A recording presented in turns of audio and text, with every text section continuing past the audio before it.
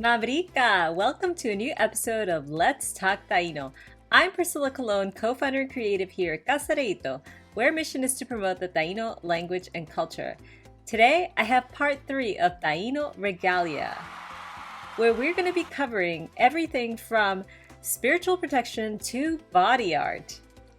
If you didn't catch the previous episodes, please check out the links in the description below. You don't want to miss all of the cool things we've already discovered.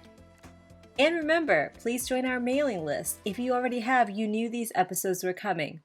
If you join our mailing list, you're going to get sneak peeks, behind the scenes information, you'll know what's coming up, and you'll get some language learning tips.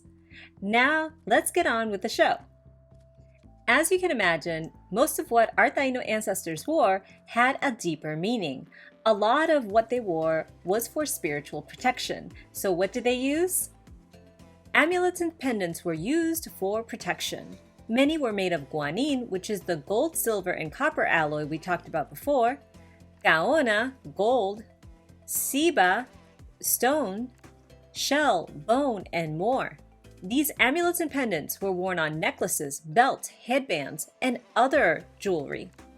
Many featured anthropomorphic figures that have human and animal characteristics. For example, on the screen, you see a necklace with a pendant figure from somewhere between the 13th and 15th century, which is found at the Met. Many amulets and pendants also featured semi. Semi is the name given to an ancestral spirit, a nature spirit, creator spirit, and or its physical representation. Now we see this word semi used in other sister languages. For example, in the Lokono Arawak language, the word semi is associated with sweetness, and seme chichi or semi chichi is the name for the community leader. In the Eyeri language, you find a similar word, chemin, and in Kalinago, you see variations on that word, chemin or semin. Now, variations on spelling and pronunciation depend on who wrote the word down and what they heard. So, for example, the Kalinago spelling and pronunciation was also probably influenced by the French explorers who wrote the language down. Now, back to amulets and pendants, many of them featured figures in a crouching or squatting position. This is similar to the fetal position in which Taíno buried their dead. And actually, many indigenous Americans traditionally buried their dead in the fetal position because when you died, it was like going back to Mother Earth or your mother's womb. Here on the screen is an example of a pendant figure from the 13th through 15th century that can be found at the Met. You'll notice that this figure is in a squatting or fetal position. I especially love the way that the artistry was mixed with practicality.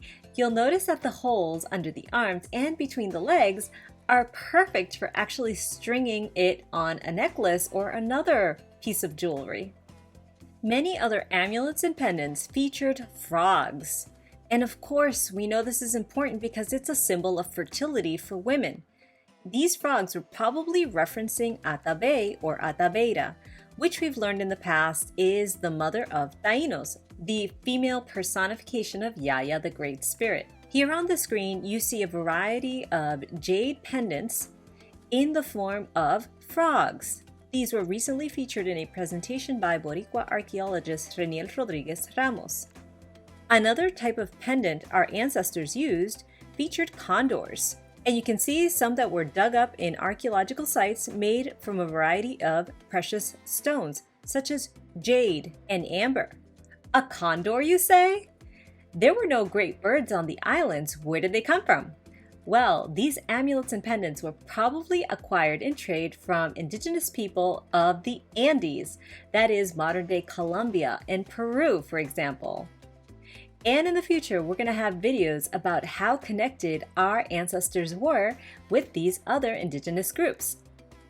Another piece that was deeply linked to Taíno spirituality was the face mask. Let's hear first what has been written about our face masks in history books. So we hear from Ramon Pané, who says, these faces or figures they called guaisas, with the accent on the Y. Bartolomé de las Casas wrote, these were masks that were very well made. So the word guaiza means face mask. But where does this word come from? The word guaiza, or face mask, has its origins in the word Baïz, which means the spirit of the living person. In the past, we learned two other words for spirit. Ya, which is a generic term which is found in Yaya, the Great Spirit or Spirit of all spirits. And we also learned Opiya or Hupiya or Upiya. Many different variations on the pronunciation, but that one is the spirit of someone who has passed on. So back to the word guaiza, it could be interpreted to mean the spirit face of the living or the countenance of the living. It's as if to say, this is my physical face, but this face mask shows the face of my soul or living spirit. So you can imagine that this face mask was unique to each person. My soul or living spirit could not be the same as your soul or living spirit, so my guaiza was unique to me. Many guaiza nagu were beautifully decorated. They were made of gaona, gold, stone, shell, cotton, wood, and so much more. You can see a couple of examples of guaiza nagu that are currently in museums. When Columbus first arrived on our shores, the cacique Guacanagari befriended him, and he gave Columbus some guaiza nagu made out of pure gaona, gold.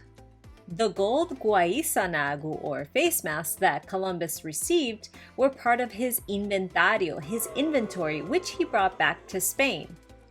Now, let's talk about a really cool thing that our ancestors did, which is body art.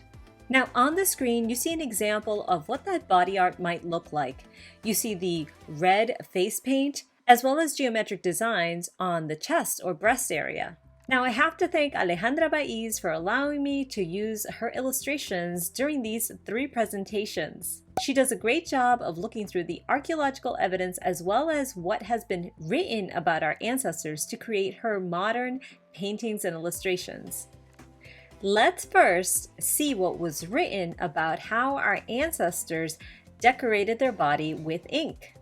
Columbus himself wrote on his second voyage, 2 or 3 men came with their face painted in the same manner. So how did our ancestors paint their faces and body? Let's find out. Much of the paint was made with natural inks. These inks came from plants, minerals, clay, tree trunks, and even insects. Insects, you say? You might think it's kind of gross, but the truth is, you probably use insect ink already. Many of the red and purple lipsticks made today continue to use the ink from this female beetle. In my recent trip to Peru, I saw firsthand how this beetle produces this ink, which is then used in yarn to make beautiful alpaca clothing. It is a process that was traditionally used and continues to be used today. So let's talk about some of the most popular colors among our ancestors. Red was used a lot by our ancestors, and this color came from the biha. White came from crushed seashells, which they would then mix with water. Black came from the hagua fruit, and blue from wild indigo. On the screen, you'll see the biha plant, also known as anaro or achiote. Nowadays, you most likely see it as food coloring added to sazon. Here is an example of hagua fruit, which makes that black dye. Now this hagua ink takes a while for it to wash off, so it may look permanent, but it's not. I also found out that the word hagua comes from the Nahuatl language, so this word is something that was shared by our people. And last but not least, this is what wild indigo looks like. So why did our ancestors use body paint? Well, body paint was used for decorative purposes, to help distinguish between clans or tribes. But it also had a practical use. It was used as sunblock. You can imagine that sunblock was necessary in the hot tropical Caribbean. And it was also a natural insect repellent. Body paint was also used when going to war. Our ancestors might wear black ink from the hagua around their eyes and mouth to make them look more terrifying. The bohío, shaman, healer, or spiritual leader might use black charcoal as well. There have even been written accounts of Taínos decorating one eye red and one eye black. So the question that we always get is, did Taínos have tattoos as we know them today? The answer is not permanent ones. They had temporary tattoos. These were applied using flat and cylindrical clay stamps. Many of these stamps had intricate geometric and other designs, and they would use them to roll the inks onto their skin and clothing. Here you see an example of some of the stamps created by our ancestors found in archaeological digs.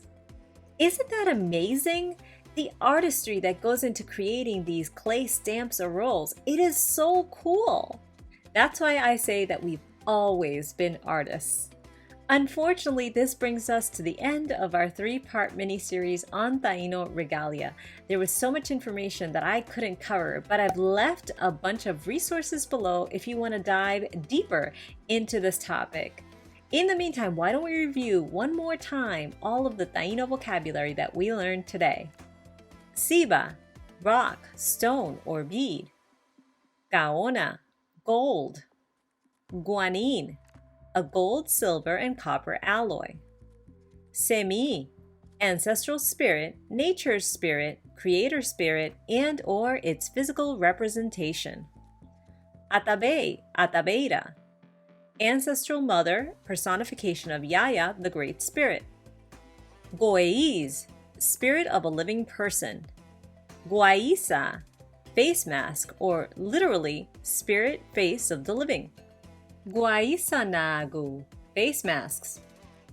Bija, the tree, fruit, seed, and ink from the anado or achiote plant.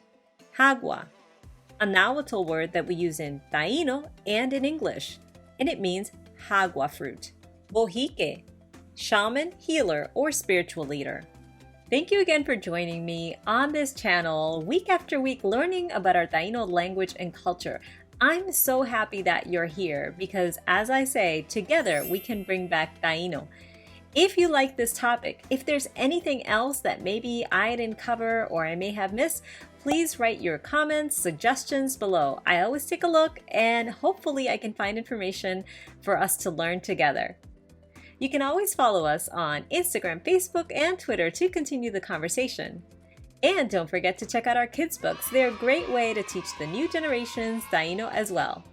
In the meantime, tay karaya guaitiao nagu.